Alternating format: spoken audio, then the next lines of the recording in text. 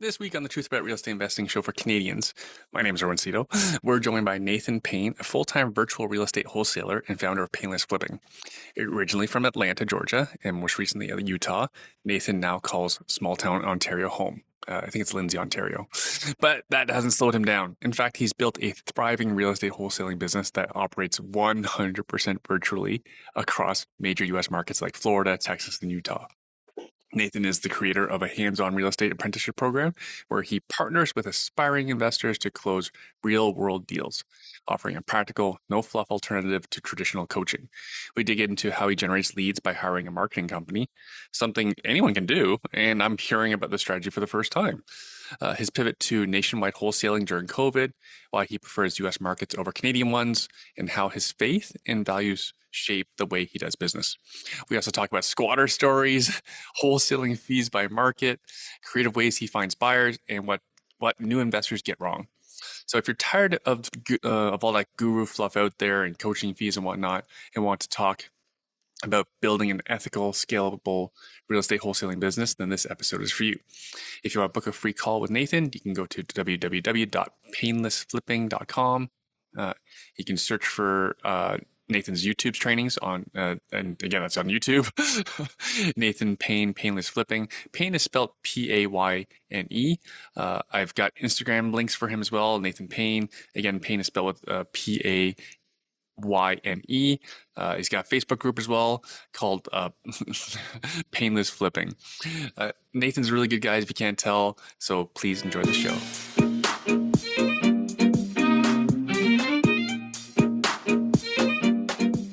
Before we get to our guests, I want to take a quick second to share something valuable with you. If you're serious about building wealth through real estate but struggling to find profitable investments in Canada, I've got something that will help. I've put together a comprehensive guide to U.S. real estate investing for Canadians, breaking down the best markets, financing strategies, tax considerations, and landlord-friendly states where Canadians are getting better cash flow and long-term appreciation. It's completely free. You can grab your copy at www.truthaboutrrealestateinvesting.ca. Just look for it on the right side of the page. Along with the guide, you'll also get our weekly newsletter that goes out to over 10,000 Canadians at no charge since 2010. Yes, I've been sending it for every week since 2010. We send new podcast episodes as they're released, so you never miss out on these expert insights, invites to exclusive in-person and online events with top real estate minds, actionable strategies to help you grow your portfolio and build wealth faster. Again, go to www.truthAboutRealEstateInvesting.ca and download your free guide today. Now, please enjoy the show. Hi, Nathan. What's keeping you busy these days? Life in Canada. Just moved here a couple months ago, so that's keep me Canada, my family. That's it. Where's this accent I'm picking up? Where's that from? That doesn't sound like a Canadian accent.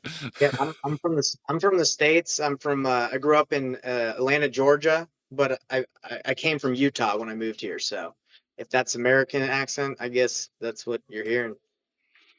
So you can speak to this. What are some differences you're noticing in real estate investing between where you're from and versus small town Ontario? Yeah. I haven't really dived, I'll be honest, I haven't dived too much into the Canadian real estate game Yeah, because good. I do all my investing in the United States virtually. So nothing has really changed for me moving here to Canada because I did everything from my laptop anyway. So everything I do is virtual. How do you wholesale virtually? Yeah, A lot of great people are question. doing that here as well, but you're especially virtual. You're not even in the country. It's honestly no different than going to meet the seller in person and talking to them. Like obviously that is the difference, like if virtual, not virtual, right? Like if you can go sit down and talk to them, that's the only difference. Because when you sign a contract with someone, like you got to send an email to the title company. You have to send the paperwork, right? And you have to like send the wire to the title company. You have to get all that done. So really the only difference is not meeting the seller in person. So when I talk to a seller and I don't live by them and they want to meet in person, I say, hey, look, I don't live there. I buy my deals all over the United States, but yeah, that's why I can't meet with you. But we can deal with everything over the phone or over Zoom. If that makes you feel more comfortable, we can do a video call. They don't have a problem with that. So that's the only difference. Everything's the same. They sign the contract on via DocuSign. We send that to the title company or the attorney. The attorney takes care of everything. The wire, everything gets sent, and That's it. Everything's done that way. Is this a change from post COVID, or were you doing like this before COVID too? Uh, I was before COVID, I was doing in person, but when COVID happened, I actually went nationwide in the United States. I decided to target pay per click. That was like my lead generation strategy at the time. I Hmm. just turned off like location based, and I just said, hey, let's just try and get cheaper leads. So I started targeting everywhere in the United States and I was getting leads from like states that I didn't live in, obviously, and I was just doing deals all over. So I've quickly learned that it doesn't matter like if you're local because again people don't even really necessarily want to meet. You can do a deal completely over the phone without having to go see them in person. And you're wholesaling it, right? So you're not technically buying the house, you're assigning your contract to someone that is. So for the walkthrough or for whoever you're going to assign it to, they have to go see it, right? So that you don't even need to see the house. Like you're going to send people to go see it for you. Fascinating. So did COVID improve your business when you opened it up nationally? Well, I would say in the long run, yes, but it was a very big learning curve to do what I'm telling you about. Like, Right, trying to figure out how to get people to sign contracts, right. like virtually, to how to build that trust when they didn't get to meet you and see you. So I would say it was like that. But now that I've mastered, or I feel like I understand the process really well, I would say yes, it's improved my business and allows me to work in the States and do deals from there.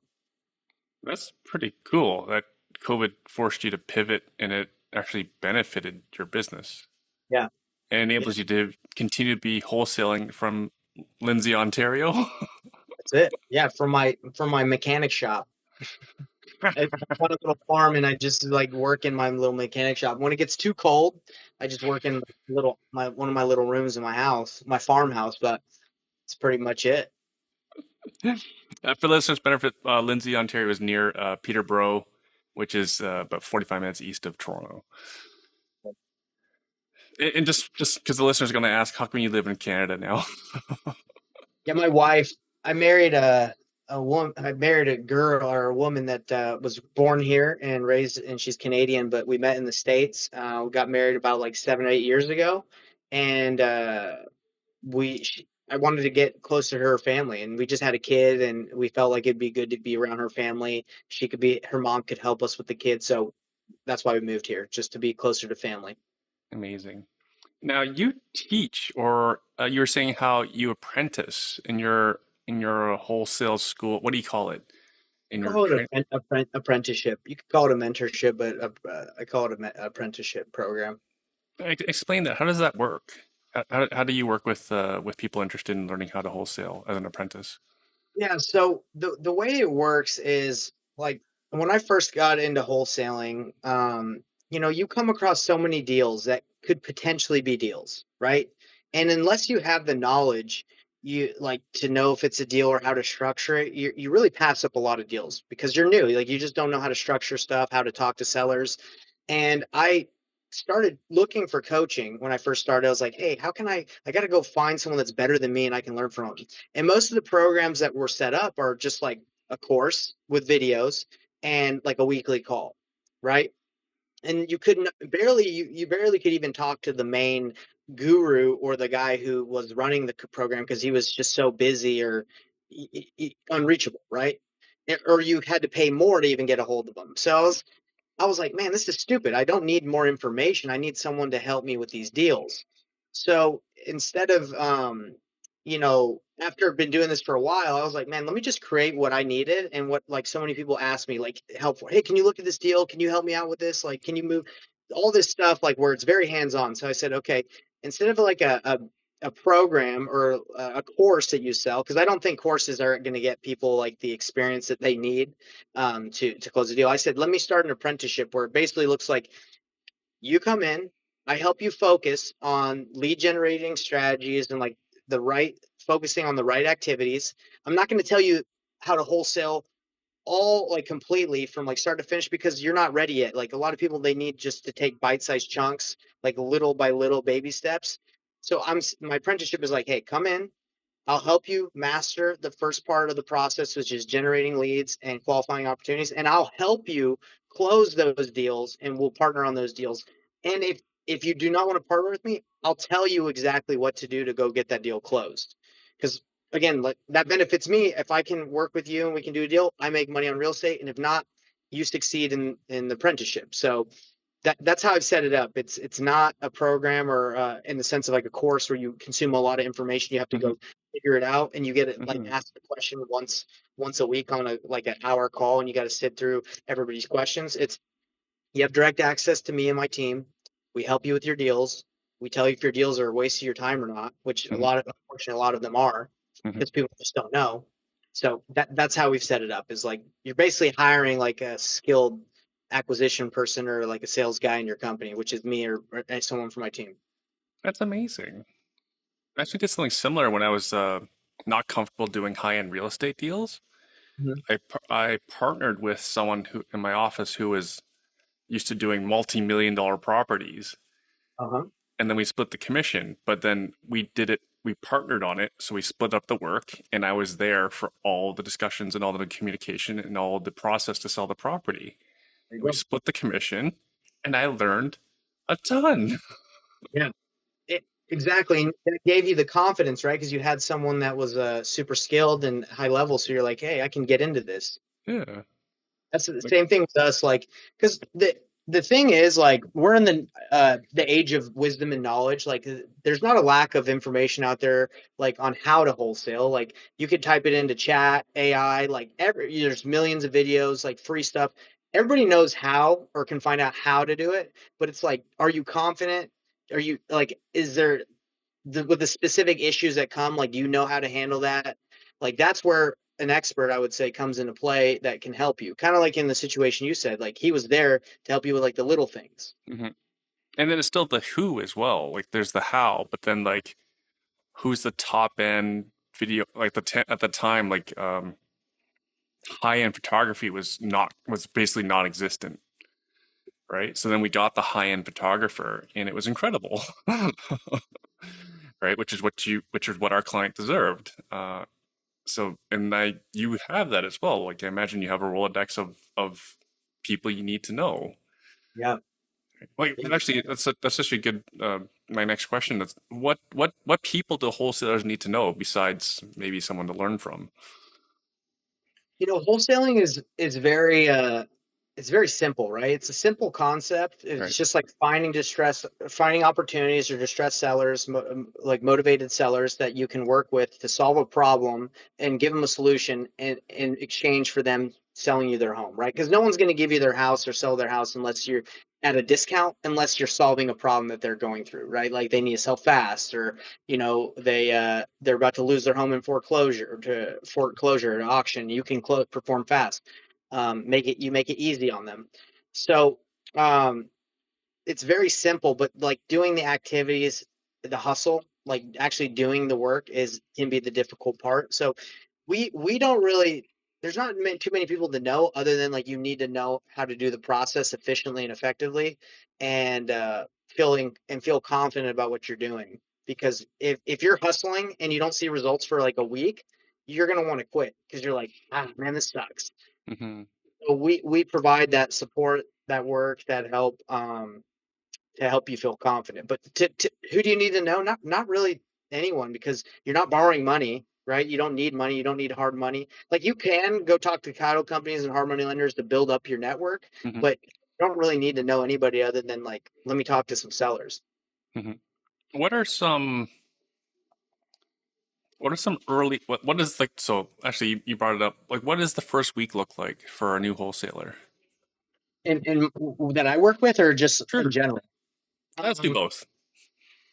it's very well for first week for new wholesalers that I don't work with is probably just a billion different things that they're doing. Right, they're getting a website, they're getting like they're probably Business gravitating. card, designing Yeah, a logo.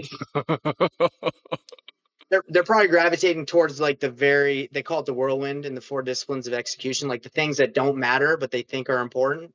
They're probably doing all that because it's easy. A business card, a title, Exactly. selecting a font. An LLC, they're like, let me get an LLC. It's like you first let's see if you're actually willing to do the work for your LLC to even make sense. Um, So in my program, what I do is I help people start with the end in mind. I say, hey, look, like this is going to be difficult. So I prepare people like mentally, hey, what you want is not something that just you're going to get paid out like $20,000, $25,000 in a week of work. Like it just Mhm. doesn't work. Maybe you see videos or people say that, but that's just not realistic. So let's start with the end in mind. We're going to help you identify your vision. Like, why are you doing this? Your mission in life, your core values, like what drives you, your strategy. And I basically help people reverse engineer how they're going to achieve what they really want. And we say like, is real estate investing like is that where does that take place in getting you where you want to go? Because no one really cares about wholesaling, in my opinion. Like no one's like, oh, I've always wanted wholesale. Like that's the best. It's just been my dream. It's not. It's a vehicle to get what they really want. So I help people identify that because when things get difficult, I bring them back to, hey, remember we talked about this? Like I know it's difficult, but you're doing this because you're trying to provide a life for your family and be an example to them or achieve your potential. You can do this by mastering this business. You can do this as you work hard as an entrepreneur. That's the first week for me. That's what get people dialed in on. Right. So there's no like you can do this in a 4-hour work week. Nothing. This is gonna be work. I would say if you do a 4 hour work week, you might get a deal in a year, maybe. Again, if you're not working with me, it'll take you a long time. But You heard that, folks. 4-hour work week translates into one deal a year, and that's the truth about real estate investing. Thank you, Nathan Payne. now people hear about this like the beautiful the saucy like oh I got a deal in like 1 hour of work, but like come on, like that's not real. And if it is really, that person just got super lucky and they cannot replicate that. Like you're not going to hear from that person for a long time. Right. Or they likely did a whole bunch of work up front, and then that week they did 1 hour. And what you find out a lot is like a lot of people that do their first real estate deal, majority of their deals come from their network, like someone they know, their dad, their mom, like their friend, or someone, Neighbor. Yeah. their neighbor. Like so, Yeah. when they're like, "Oh yeah, I did my first deal in a week," it's like, yeah, but that's a relationship that like other people can't replicate. So you saying that like that doesn't give us the full story. Hmm. And you've been building your character and your relationship was built over what ton of time, right? That's Exactly. Yeah. okay. So you work with a lot of people, and I imagine you've attracted lots of young people as well. What are some wise visions or missions that aren't congruent with what you're doing as an apprentice? Because, for example, before we're recording, I was asking you like, what makes your school different? Mhm. Because people in our community, like, there's been a lot of uh, organizations, quote unquote, universities or tribes or whatnot, who've actually gone belly up and they've changed their names and left honestly, like all like dozens and dozens of students in financial devastation. And you Yeah. and I were chatting before recording, and I don't get that vibe from you at all. Yeah. No, and that's not why I'm doing this, right? Like money's cool, like, but it's not the goal for me, right? Like I don't need a lot of money to be happy. And I've actually like moving here to Canada. I bought my house cash. Like we're in a financial situation position where we're good, right? Like so, the motivation isn't to like build this giant coaching behemoth or like machine that just takes people's money, right? Like I really want to help people succeed, not only in their lives, like personal lives, but in real estate. So like both are very important to me because it doesn't matter if you make a lot of money if like you don't have your life dialed in too, right? Mhm. So your question is like, what are some of the goals or the visions that see a lot of people that come in and work with me? And like, what am I saying? Yeah, if you don't even mind talking about before we're recording, we even talked about religion and Yeah. how that's played into your values and your work ethic. Not well, it doesn't play. Richard, I'm gonna get canceled. It's the culture the culture that you've been brought up in has taught you hard work and sacrifice. Yeah, like faith. If we talk about faith in general, like what is faith? Faith, like if you're not talking about like a religiously, like faith is like planting a seed, and believing that it will grow, right? Like believe, like a farmer. Like a farmer wouldn't do he wouldn't be out in the field working unless he had that faith or that belief that something would happen. And Yeah, and that's predictability. also Yeah. that's all ingrained in, like, I would say, my religion and culture is just like you have to have like a deep faith and a hope and a belief that what you're doing will have results, and or you're not going to do it. And you have to make sure, believe that it's the right thing, or it's going to produce the wrong fruits, right? So like if I'm putting out like, hey everybody, you can get rich by scamming people, like, yes, maybe I can get people money, but it's not going to be the right way, right? So it's that's how religion, I would say, like my life, and basing myself upon like the correct principles is like I have faith, I believe if I put in the work the right way, uh good fruits will come from that versus bad fruits. Does that kind of good summary? Yes, and it, honestly, but we need to hear more of this in our industry. Because sadly, right or wrong, I often advise people whenever there's money involved, there's going to be sharks.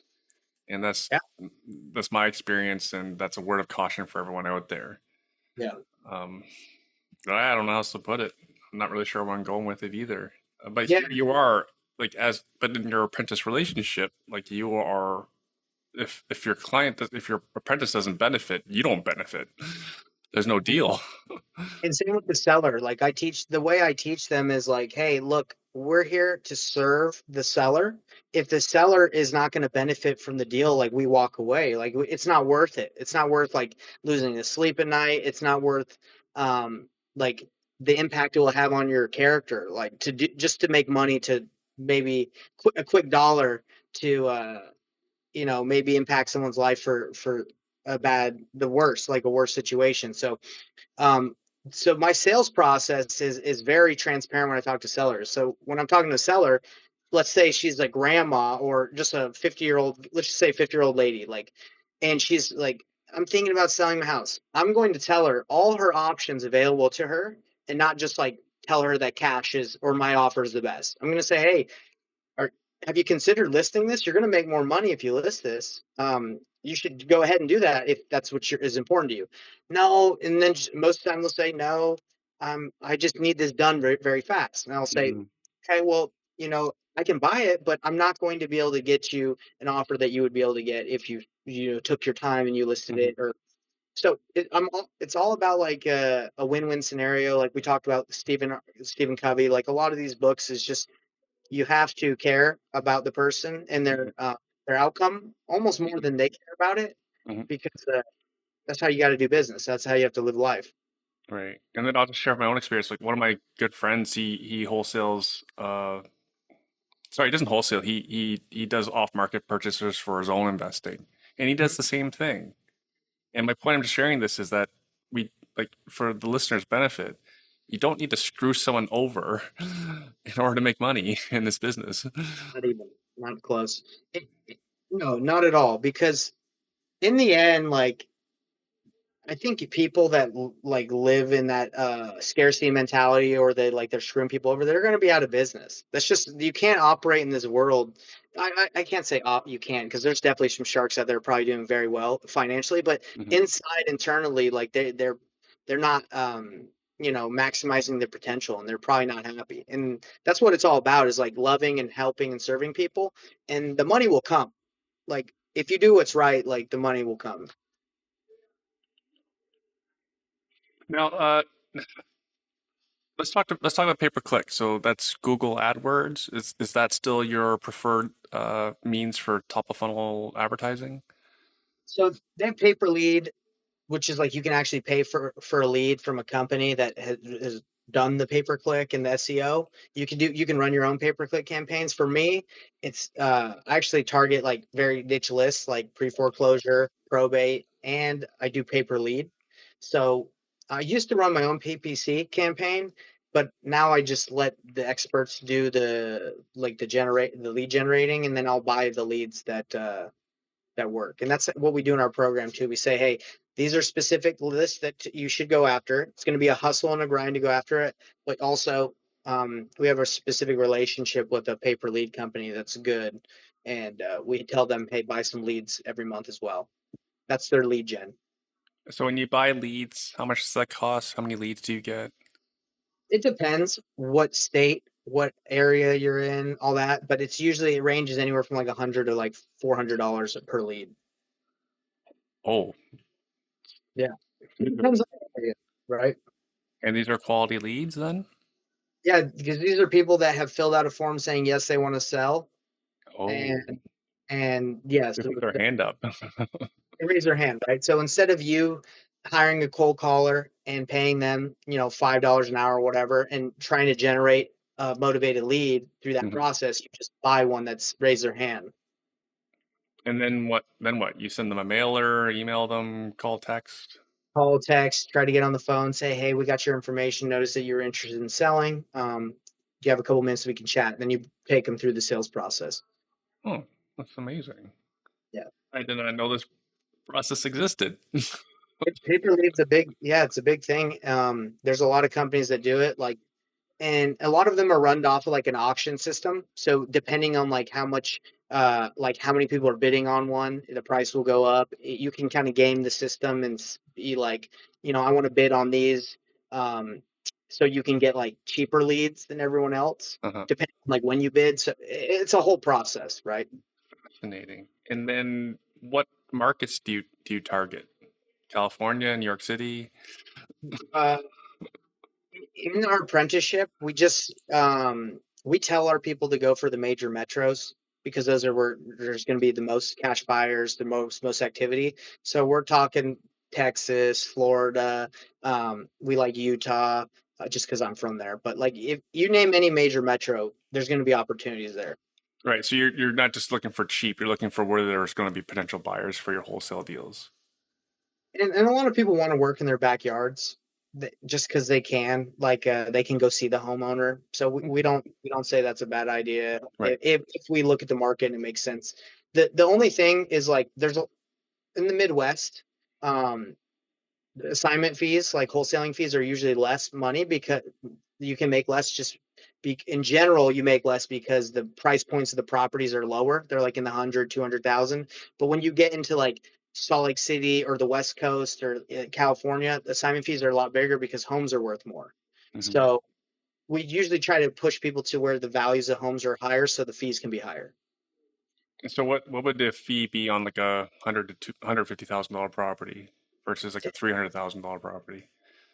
I would say maybe like 10 to 15,000 on like a lower. It all depends on the deals, right? Because you can get a screaming deal on some stuff, but you're normally going to be like 10, 15 on when you're in that lower price range. 300, maybe 20, 25, 30.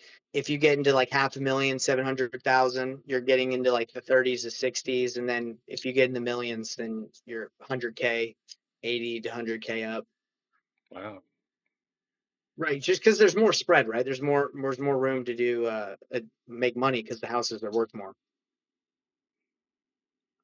So I have to ask because people are going to want to know. Yeah, yeah. How has the market changed now that we Trump is now in office? I would say it's I haven't seen like major shifts like where like people are like, yes, now we're gonna buy a ton. Like I have a house for sale right now in Salt Lake City. Nothing's really changed. Um, I'm still not selling it. I don't. So I would say like it's not. From what I see, it's not like people are just jumping in to buy stuff right now. Yeah, I think that's that probably makes because the sense. interest rates are still kind of high. I find that people that were active in business back, like 8 years ago they already know what to expect and are prepared for this. Mhm. What I find it's really the novices that are more concerned or think that the sky is falling now that Trump's in office. Yeah, I would say savvy investors, they just keep buying. I don't see too many just bail out. They just buy at the right price. Hmm. Yeah, because I think we have, I don't know how many decades of track record of the American economy. When people like tell me, "Oh, Americans are done," I'm like, "Who's better?" Yeah, And there's this one quote from Warren Buffett that I always refer back to: "Don't bet against America." it's true. If America goes down, I think everybody's in trouble. Oh yeah, I like that one too. Oh yeah, the U.S. dollar's crap. I'm like, how many years before the U.S. dollar fails did the Canadian dollar fail? Right? Sorry. And if they have a better alternative, I'm happy to hear it. Yeah. And actually, another call that we had, you mentioned how you're continuing to focus in the States because you like the U.S. dollar rather than the Canadian dollar. Yeah, it's just I make more too, right? I have all my business, everything's set up there. My bank, like it's a simple transfer over once I get paid. And I do most of my, I just pay most of my stuff through my Mm. American, so it's just worth more money. Okay, I don't know how long you followed the exchange rate, but most people listening to this show have followed the exchange rate for a long time Oh, and yeah, know how bad historically it is for the Canadian dollar right now. it's good for me. Oh, it's good for me too. I make money in the U.S. too. Yeah, I actually laugh because I often try to time transactions. I don't need to time when I'm selling U.S. dollars for Canadian dollars right now. I know it's great. yeah. There you go. Yeah, that's kind of where I'm at too. So it's kind of like a rhetorical question. Like, where do you see the U.S. market going? And I think it's gonna be fine. I don't see it going up, or I think it's gonna be kind of steady. Like Hmm. I don't see like a crazy like uptick like there was during COVID where people are just buying like crazy. I think it's, for my opinion, I think it would just stay the same as it is. Maybe interest rates go down a little, but I don't see like a bit major uptick in like buying like there was. Do you know what I mean? Like I just don't see much changing. I think it's pretty level. I think people are just like hold mode right now, but it's also January, so it's kind of seasonality that there's not a lot of transactions in January in general. Yeah, yeah. I think I think in the summer it'll be like last summer. You know, people that need to buy are gonna buy, and people that don't want to like that are just waiting for the market to go down are just gonna keep sitting there, and it's not gonna go. That would be interesting. Yeah, because the prevailing theory is that the Trump government, well, Trump, will want to devalue the dollar, so expect interest rate reductions, which will only stimulate the real estate market and inflation. I So what do know you want to be holding? real estate. Yeah, So have you spoken to any Canadians on what it's like to invest in Ontario? I went to one of these meetups, and I can't remember where it was. Durham, the Durham REI. Oh, fantastic! Quentin's a friend. Yeah, yeah, Quentin. Yeah, I went there, Yeah. and they were talking about how it's difficult to be a landlord here. So that didn't seem very fun to own too many properties here. It just seems like the eviction. When I heard about the eviction laws and like how long you guys have to wait, I was like, oh my gosh, that's insane. Which month did you go? I was there in January this I month. went, I went not December, so the month, yeah, November. November. Okay. So in the January one, there was a speaker who was sharing a case that he was working on, um, where a tenant in Ontario had a meth lab inside the rental property, and it already been 2 months, and there's no movement. Do you own rentals? Are you a landlord in the States at all? I had a couple rentals that I sold off because I moved here. Right, right, I still have one I'm trying to sell. right. But my strategy hasn't been really to hold. It's been more of like the active income to Hmm. move, invest in building this business that I have. But maybe in the future, it's just actually like the house that I bought here has a like a basement apartment. So we don't rent it out. We have someone live there, but it's family. But yeah, no rentals, and that's not really in my uh, something I really care about, to be honest, like buying and holding. In the markets that you did invest in or holding, do you know how long it would take to get rid of a meth lab dealer, an operator in your property? Yeah, probably a couple hours, right? I think What do here you want to you're hear? I think Sorry. here your absolute best case, if you're lucky, is 3.5 months for enforcement. If you're That's insane. lucky. That's why I would probably never buy anything here. That's ridiculous. Like, you want to hear a crazy story? Love crazy stories. So I bought when I started doing the nationwide wholesaling. I got a property lead in California. This is in Rialto, California, and in California is pretty liberal, right? And with Mhm. their laws, like they have, yeah, compared to like Utah and some of the other red states. So I bought a house. Like there was a house that came through in Rialto, California, and we were gonna wholesale for like 20K, but the last minute the buyer backed out. So I just bought the house. And what ended up happening is after we bought it, we were trying to sell it now, and we were sending buyers to go see it, and they're like, "Hey, there's a squatter here. We're not going to buy this house unless the squatter's out." And I was like, I'm in Utah. I don't really, and I'm newer to wholesaling or real estate because this is maybe two years in, and I'm like, well, why don't you get him out? Like, just tell them to leave. That's what I told the buyers, and they're like, dude, you can't do that here. You And I'm can't like, do that. yeah, It's well, conversation. you can't These are just just tell him words. yeah, you can't tell him to leave. Uh, or maybe they might have told him, but he said no. I can't Okay, remember. okay. But we, I asked, like, I had a buddy there that was helping me sell the deal. So I said, hey, man, offer the guy like $500 to get out so we can just sell this thing. So he offers the squatter like $500, and the squatter says, give me $2,500 and 30 days to vacate, and I'll think about it. Like, I'm not even sure if I'll think about it. No guarantees. no guarantees. So I was pretty annoyed because I had bought this house. We had a buyer that was ready to buy it. He just wouldn't buy it with the squatter. So I got in a plane with me and my business partner at the time. We flew there the next day and we kicked the guy out. And the guy, well, we got there. His girlfriend was at the house. We are like, hey, we own this. You need to leave. She leaves. She calls him. He's at work. He has a job. He just squats at a house. He comes back with his boss, and his boss is like, you can't kick this guy out of this house. He lives here. And I'm like, no, I own this house. Like you guys got to get out of here. So the guy calls the cops on me, and the cops is like, hey, um, don't worry, we'll get this guy out of here. That's what the cops said to me.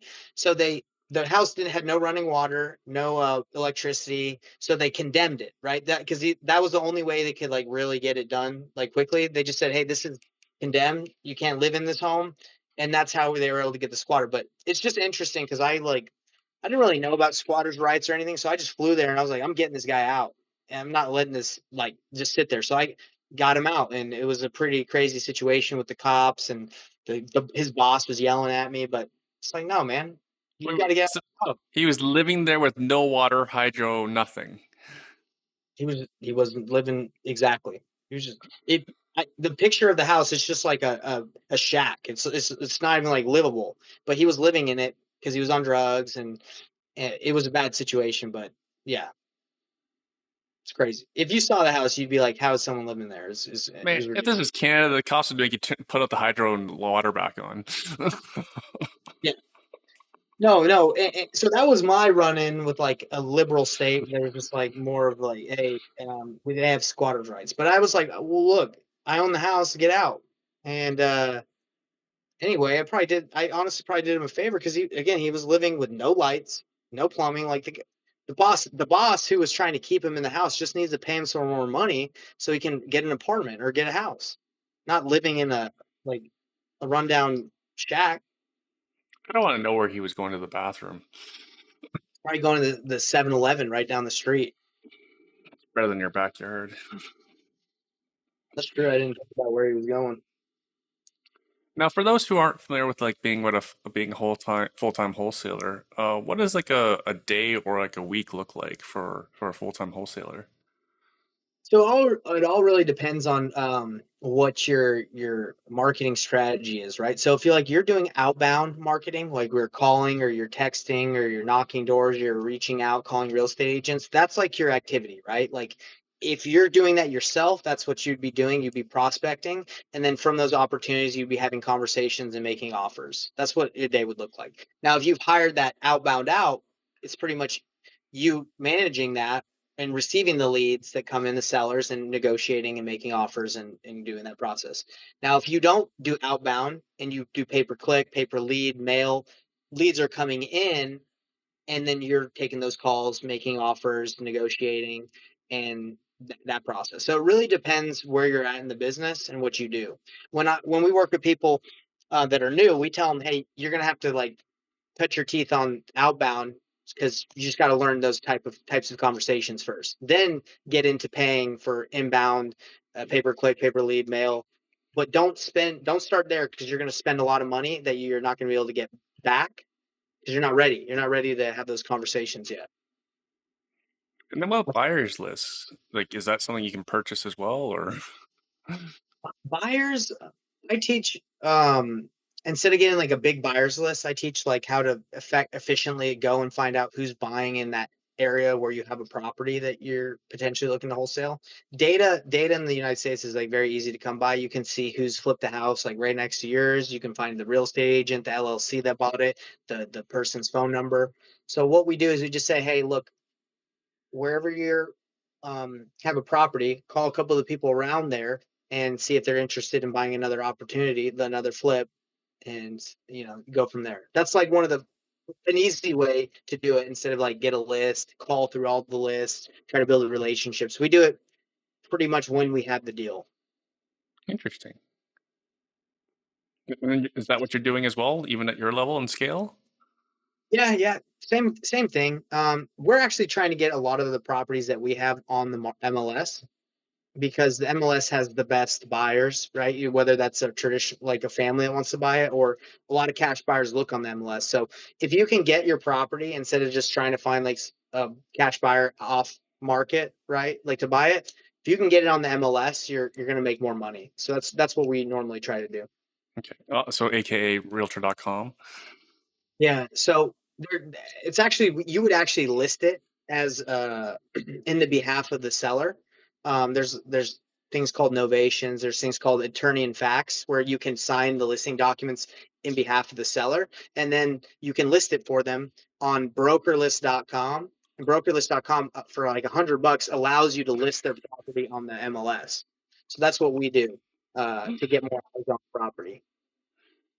And then, well, how did like showings work then? Like, are they disruptive to the seller? So like I would say it you would have communication with the seller and say, hey, like we're gonna have some people are gonna be walking through from like 12 to 1. So you would let them know it's not like an open, they can just go whenever they want. They would have to schedule through you. And a lot of the time when we do this, properties are vacant. So it's like, hey, the lockbox is here, just go check it out. Okay, okay, okay. I'm learning so much here. I hope the listeners taking mad notes like I am. Yeah, man, I'm it's a the things have changed with wholesaling, right? It used to be just like a buyer's list and you blast it out. Like there's a lot more efficient ways to do it now, right? Like who to target, how to negotiate, how to sell your deal, how to Mhm. get on the market when you're not a real estate agent. Like there's just a lot of different ways. So much different in the States as well. Like here, it's really private.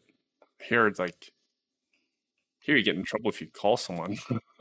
I think they're trying to get that in the States. I think they're trying to like get like calling and outbound. I Mhm. think they're trying to restrict that as much as they can.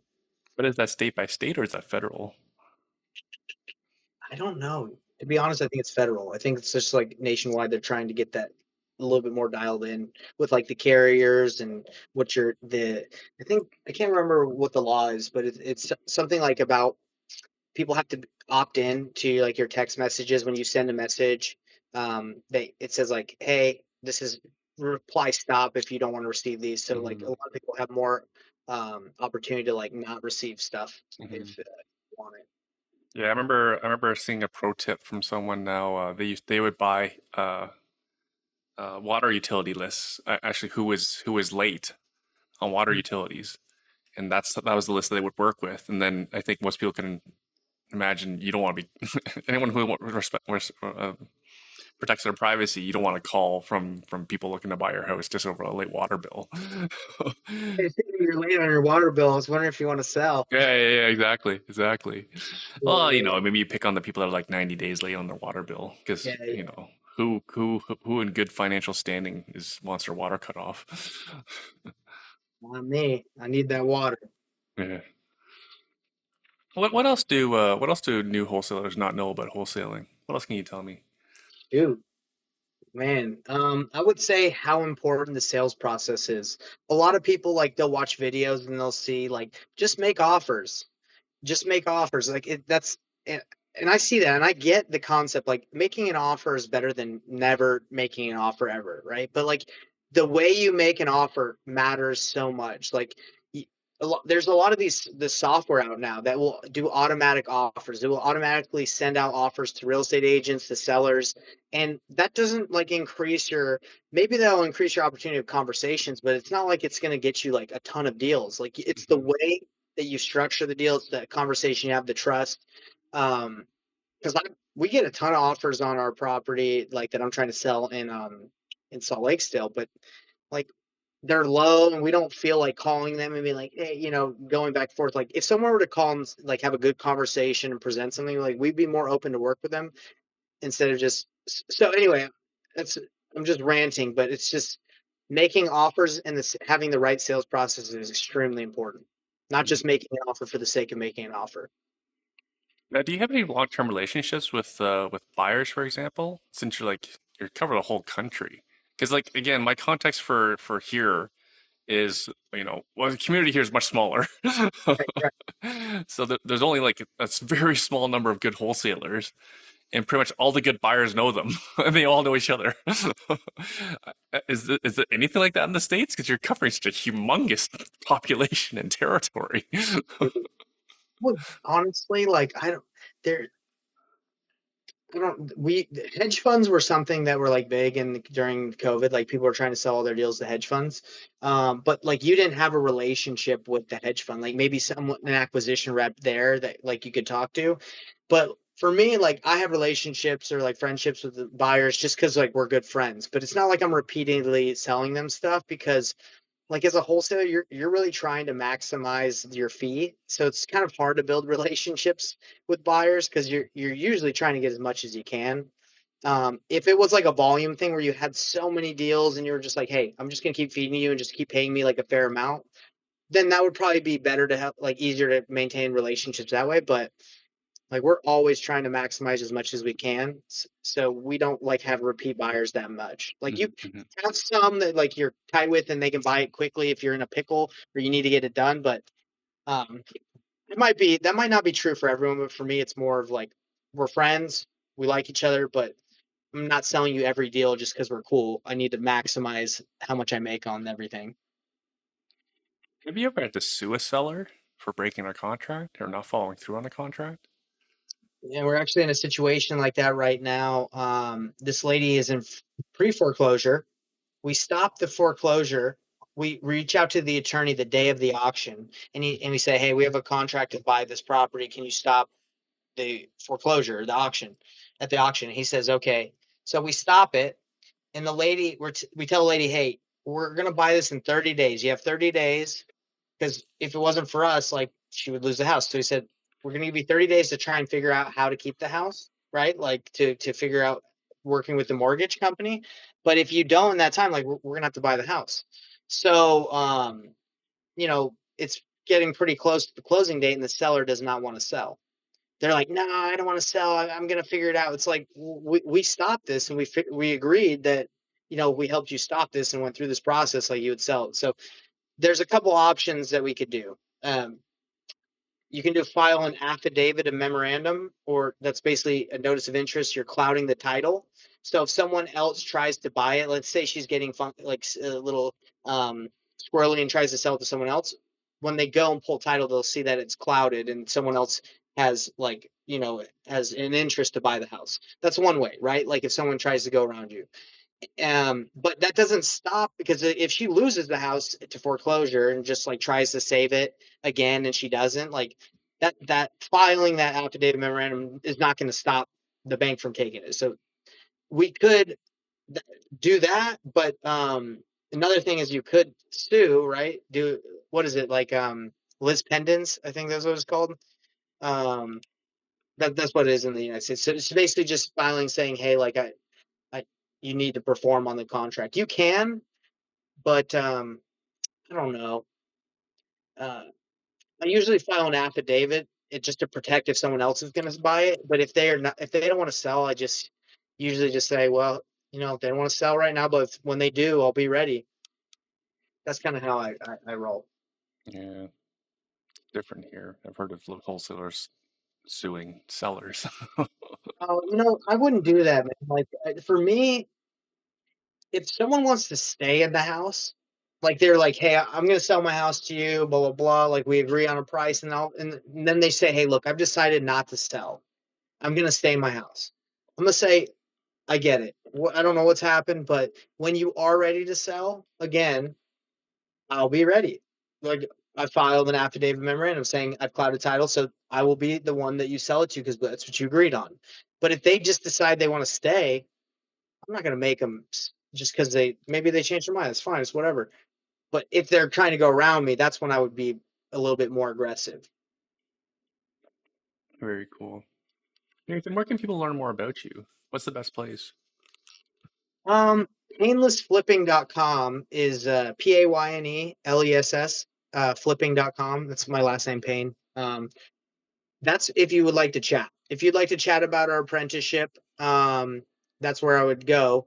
You just schedule a call. It's pretty simple, right? And then we can There's a chat. If giant you're, button to schedule a call right yeah, in the middle. There's no having to scroll. we keep it really basic. We just very Just to simple. say, Yep. So that's if you want to chat. If you do not want to chat and you just kind of want to see what we're about, YouTube. You can check out like a bunch of free trainings on YouTube. Just type in Nathan Payne. I should be the first one to come up. And I also have a Facebook group called Painless Flipping Facebook group. So I would say those are the three ways to get a hold of me. You got the painlessflipping.com. And if you're like, I don't want to talk to Nate, I want to watch some free trainings, YouTube. And if you're like, I want to interact with Nate, then Facebook group painlessflipping.com. That's what you got. who do you want to hear from? Honestly, anybody that wants, yeah, that's me at the top. Anybody that wants to chat, like if you have any questions, I'd love to see how I can help you. Maybe we're not a good fit to work together. That's totally fine. But yeah, that's what I would say. Anybody that wants to get into real estate. In a wholesaling perspective. Yeah, Again, well, this is the thing. Like flippers, like I've worked with a lot of flippers who they just want to start generating their own leads, not to wholesale, but to flip. So it's really anybody that wants to generate leads, that wants to get better at the sales process, that wants to start a wholesaling business. Like I'm like the entry level, right? Like if people are getting into real estate, because eventually they're going to get into bigger stuff. They're going to get into apartments if that's what they want, or commercial, or doing some of the bigger ticket things. But I think wholesaling is a good entry level to real estate because it teaches you how to have conversations and generate leads. Nathan, I always like to give my guests the final word. So, any final thoughts you want to share on anything? I think for me, the theme we were talking about this a little bit before, and we talked about it during, but I just think like you doing this business and knowing why you're doing it, like having a vision of like the why, your mission is extremely important because this business is difficult. So if you don't have something driving you that's like bigger than money, you're probably going to give up. And the reason I say that is because I see a lot of people give up. It's not as easy as they thought, or it didn't work out the way they want. But the only reason I'm still in it, through the ups and downs, because it hasn't been easy, is because I have a bigger why driving me. So just dial that in. Can you share it? Yeah, man, my why is in business is I want to help people maximize their potential. That's like what I want to do. And I believe that through being good in real estate and teaching people, like I'll be able to help people maximize the potential in life. Well, that's a lovely thing to say, and we'll leave it there. Sorry, Nathan, one more time. Where can people find you? Painlessflipping.com, Payneless flipping.com, or check out their YouTube or Facebook group. That's Painless Flipping. And folks, like it's literally painlessflipping.com is literally just like a business card with a giant button in the middle, schedule a call. There's not even a picture on it. Hey man, we keep it simple. You got one call to action. This schedule a call, and that's it. Yeah, I get the feeling you like people. I like people, man. I think everybody is like getting religious. We can get religious. I know everybody is a child of God. Everyone has inherent value. Doesn't matter if like you've made bad decisions in your life or good decisions. Like everybody has a story. Everyone is beautiful, and I like to learn about Yeah, what. everyone can change for the better if they're coming from something. Hey, can I share a quote before I Sure, out? let's do it. This is, this is a quote I really like. It's because you said everyone can change for the better. Um, I read this. I like this a lot. Let's see. Just wrote it down. So it says, for all sad words of tongue and pen have been, okay, sorry, let me read it again. For all sad words of tongue and pen, the saddest are these, it might have been. But someone else taught, it is never too late for us to become what we might have been. So I like that. It's never too late to become what we might have been. Never. Nathan, I didn't ask if you could share this before, but like you were just hosting a bunch of teenagers on mission. That's right. Can you share about that? Like you're just feeding random people. Yeah, yeah. So I'm of the church. I belong to the Church of Jesus Christ of Latter-day Saints. A lot of people know us as Mormons because we believe in the Book of Mormon. The Book of Mormon is a book. It's a book of scripture that we have, so people shorten it and they say you're Mormons. So I went on a mission for my church from 19 to 21 years old for 2 years, talking to people about Jesus. And yesterday I had the missionaries. I'm 33 now, so I had the missionaries just like I was doing. I had them over at my house, and I fed them meatball subs last night. And then we went out and visited some people. So, yeah, Oh, you went out too? You went yeah. out, you went out I went out in with this them, cold? and it was like a crazy storm last night. So basically, You live in the country too. Are you going door to door in the country? well, we have a list of people on like that are church that have like that haven't been in a while, so we wanted to just check in on them and see how they're doing. So we went specifically to like two houses. So you were driving, you weren't walking. I'll throw this little plug in there. This might be cool for anybody that's interested. I don't know if you've ever seen the Toronto, Ontario Temple. Have you ever heard of that or seen No, that? where is it? Um, I'm trying to show it right here. But anyway, there's an open house. Um, let's see, February 13th through March 8th. Um, they just renovated the whole temple. So that's what we were doing last night is we were just letting people know, hey, it's about to be open. Um, to go check it out. So if you It's want to in learn, Brampton. I would have guessed it's in Brampton. that's probably pretty close to you, right?